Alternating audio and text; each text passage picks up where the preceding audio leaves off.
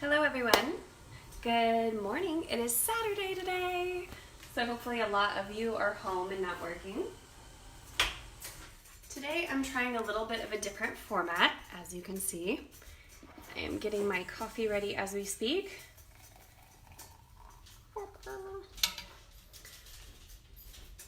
So I'm going to try out this format today and I really need your input. Does this work? Does it feel distracting? Is it hard to hear me? I'd really love to hear what you think about possibly changing it up a little bit and making it a little more dynamic. Because I know sitting there and listening to somebody talk while sitting still is not the most interesting thing in the world. So, today is Authenticity stream is going to be a little bit longer. I'm not going to pay as much attention to the time today because it's Saturday and we're here together, and why not make it a little longer? When I post it on YouTube, I will probably cut it down a little bit so that there's not so much random stuff. But yeah, so today's topic on well, first of all, welcome. If you haven't been here before, if you're coming in live, this is a time for us to talk about authenticity skills and ideas that come up around authenticity, which is what I do. I'm a coach and a speaker and a teacher about authenticity skills. And we meet every single day in the morning to talk about something around authenticity. So here we are today. If you're joining me live, thank you. I think we're still waiting for people to arrive, but that's fine. And if you're watching this later on YouTube or Facebook, welcome. And everybody, feel free to leave comments down below about what you think about the topic, because that's why we're here, is to have a conversation. So please do leave your comments and let's do that. Today, I want to talk about, drumroll please, owning our shit or taking responsibility. And also included in this is I'm going to offer a way, sort of like a format for apologies. When they're necessary, apologies aren't always necessary. But when apologies are necessary, I've been asked in my classes with some of my students to talk about how to apologize. Like, it's one thing to know how to speak, like nonviolent communication, but how do we then like reverse that when it's something we've done? How do we apologize?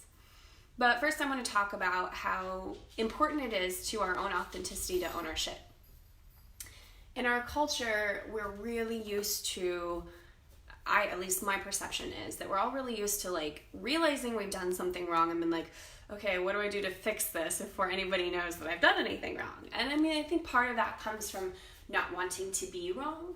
That's something that came up in the NVC group on Wednesday night, is this idea of not wanting to be wrong and how that feels when somebody perceives that you're wrong. And so we're all like desperately trying to like finagle and figure out how to not be perceived as having made a mistake or having done something wrong or having wronged someone. So I think that's a sort of a constant sort of dance that generally people do in society. And I know that I, for one, like this girl here, huge perpetrator of this for a really long time.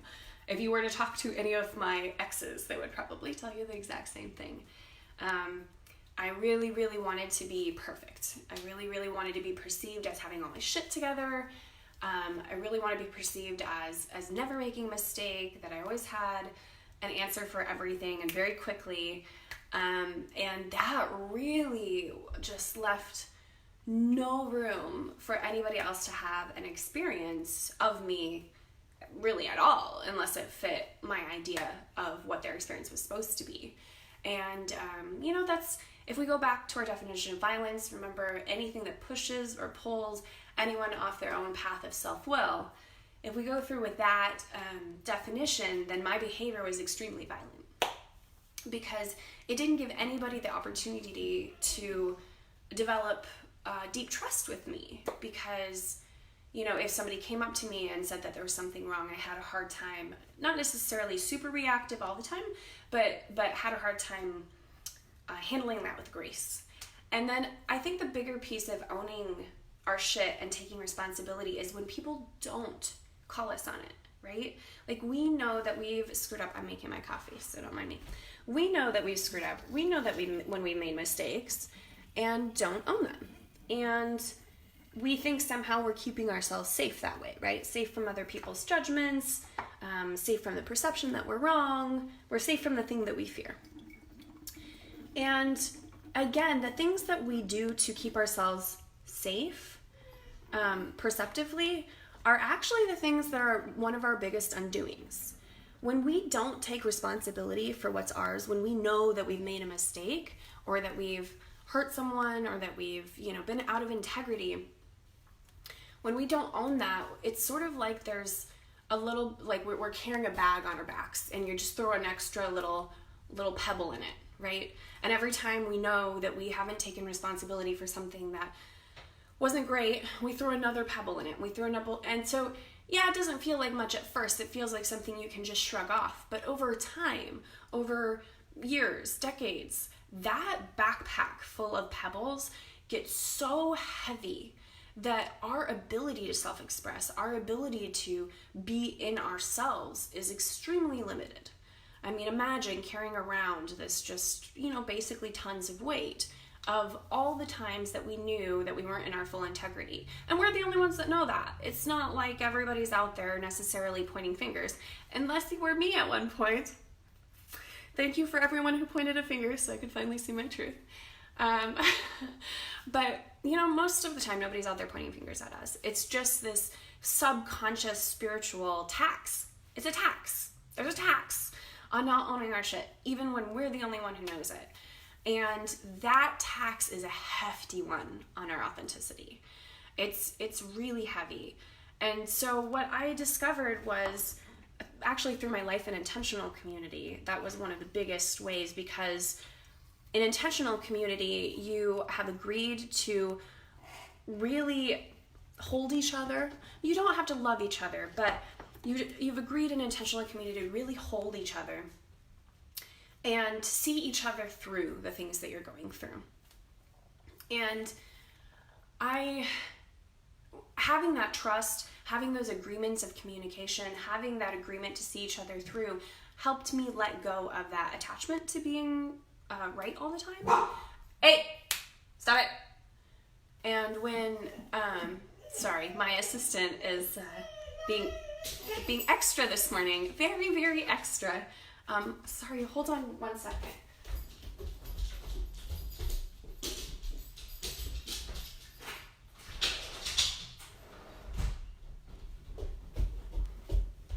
Sorry about that. Doggos will do what doggos do. When I got into intentional community and the agreements and everything, I loosened up and started really, radically owning what was mine. And when I did that, it was like every time I owned something, I pulled a pebble out, and I pulled another pebble out.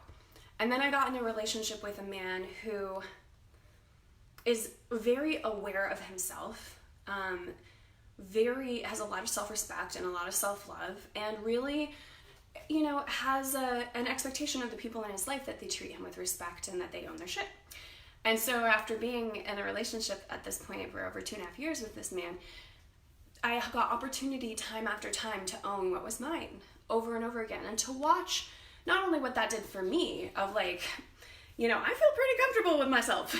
And John, thank you, John. I, at this point, feel very comfortable with myself. I don't feel insecure, like somebody's hounding me, or, I have to be right all the time. And part of that is because I emptied those pebbles. And at the same time I was emptying the tax off myself, I was also shoring him up, showing him that there are people you can trust. There are people who will make a mistake and then own it.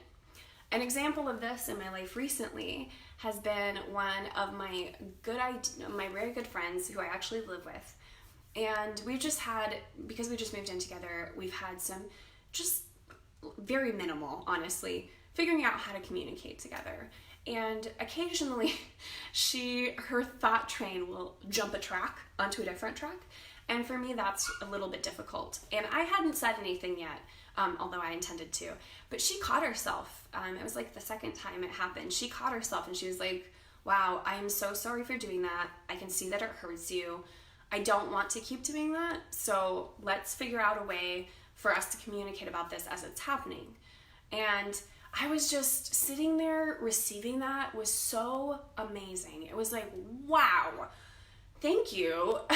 Because I felt like she was meeting me halfway. I felt like I can communicate my needs and also take responsibility for how they're getting met.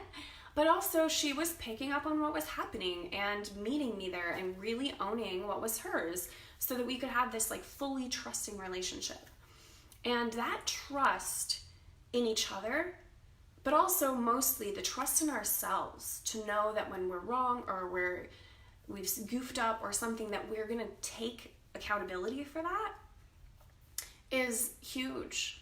It's huge for authenticity. As we empty that bag, it's like that tax lifts and we have, more freedom. Imagine if you didn't have the freedom of movement of your body through space. Imagine that weight on you and how restricting and depressing that would be. That is for literally so many people.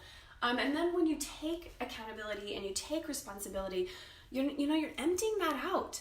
And suddenly, you can move. You can move a little more freely and you can express. And more than that, when somebody has an issue with you, when you've done something that hurts their feelings, when there's a miscommunication, or when you've really done something wrong, made a mistake of some kind, and somebody comes to you and says, hey, dude, wow, you did this thing. That sucked. And I really feel crappy about it and I'm angry. The magic of taking accountability is that weight isn't there as much anymore, so you're not reacting in pain and anger back. That weight makes us feel so insecure and so unresourced that we tend to react and be emotional back when people are reacting to us. And the matter of the fact is, it doesn't matter. Yes, it matters. If we've done something wrong, we should absolutely take responsibility. But somebody being angry with us, somebody having that projectile type of energy to us because of something they're perceiving, that's their reality. And yes, we can absolutely take responsibility for anything that we've been out of integrity with and communicate with them in a way that helps them feel better. But we don't have to become reactive. Because what they say doesn't really have anything to do with our worth, even if what they're saying is true, right? Because we're not less worthy for making mistakes. We're not less worthy for losing our cool occasionally.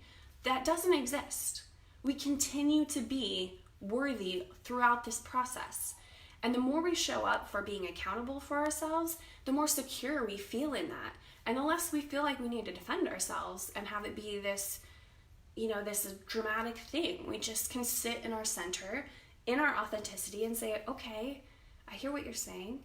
I did this, or I perpetrated this, and I'm so sorry. We'll talk about how to make apologies in a second. Or I hear what you're saying, and I'm here to support you, and I'd like to help in some way. So how can I help you to get your need met? Even though it may not be my responsibility, meeting you in that place. And that comes from a place of peace and security and knowing that you're okay. You're okay despite or in spite of what anybody thinks of you. And showing up with grace and showing up with patience and love over and over again creates such magical support for authenticity. You end up pulling people in and even pushing people away who aren't meant for you, or pulling people in who are meant for you, and creating this beautiful place to nurture yourself and to root into your authenticity. So anyway, I could go on and on. I talk about authenticity skills, or I think about them all the time, and I'm like, this is life's work. This is a life's volume of work because it's so much stuff. But sorry, I stopped making my coffee. But yeah, we could go on and on about it, and I won't subject you to that. But what I would like to end with, what I would like to segue into as one of the last parts of our talk, is about how to make apologies. I teach NVC at Lost Valley Education Center for their Holistic Sustainability semester, and I was teaching, I think, the level 2 class, and the students were like, okay, but if somebody has an issue with you, how do you make an apology? How does that work?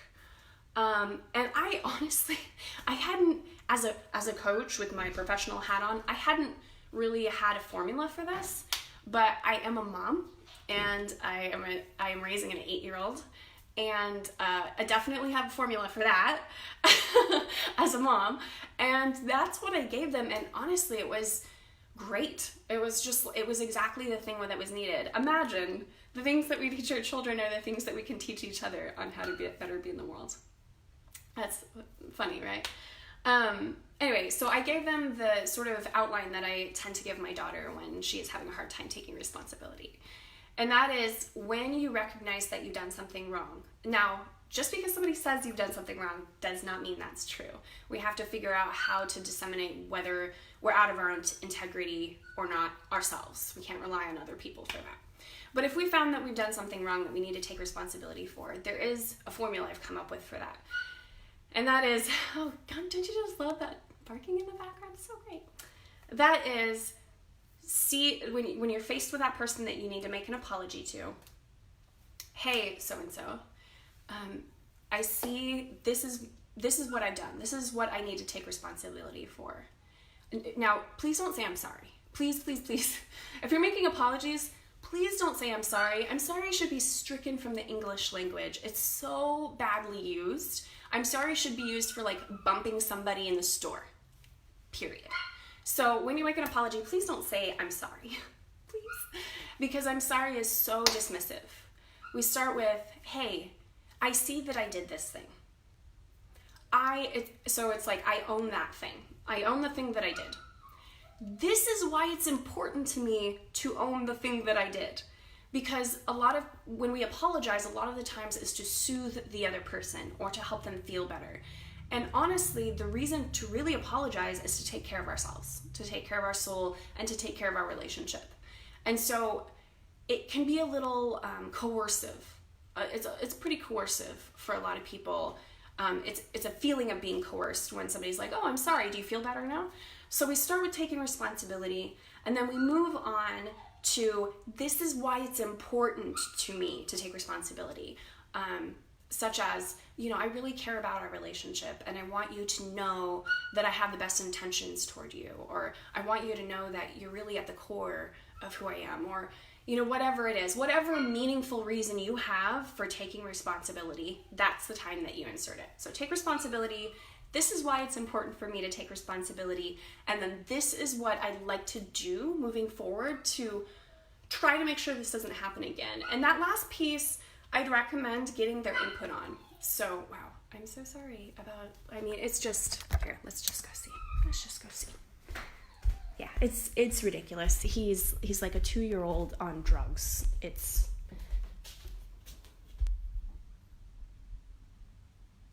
Yeah, you. That's who we're talking about. Now he's gonna run around like a maniac. Anyway, so we take responsibility. We talk about the reason that we need to take responsibility, why it's important to us. Not why it's important to them, not why it's an obligation we have, but why it's important to us to take responsibility. And then how do we make sure, or how do we try to prevent it from happening in the future? And getting the person's input on this is really, really, really helpful because they have a need that's not being met by whatever happened. And we can work together to make sure that that need gets met in the future. And so I did this thing. I really want to take responsibility for it because I care about you. And what can we do in the future to make sure to try to prevent this from happening again? Because I'm really invested in the connection that we have. I want to make sure that it's healthy. And that's a very solid apology. Now, if you make that apology and you're still getting reactions from other people, okay, that can happen. And that's their experience and has very little to do with you. But when we own ourselves and own our responsibility and respond by taking full responsibility in this, 3-part way, we really strengthen our own strength, like our own internal pillar of integrity and understanding of ourselves, and we also strengthen our relationships and how people can trust us and really invest in relationship with us. So I didn't even get partly through my coffee today, but I'm really happy to have spent this time with you.